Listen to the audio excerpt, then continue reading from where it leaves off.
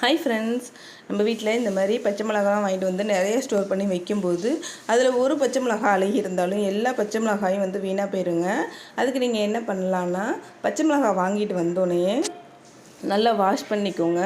Wash பண்ணிவிட்டு கொஞ்ச நேரம் அப்படியே அந்த ஈரத்தெல்லாம் உலர விட்டுருங்க. அதுக்கப்புறமா ஒரு காஞ்ச டவல் வச்சு நல்லா தொடச்சி எடுத்ததுக்கப்புறமா அதோட காம்பெல்லாம் இப்படி கிள்ளிக்கோங்க. எல்லா பச்சை மிளகாயுமே காம்பு கிள்ளி வச்சுக்கோங்க.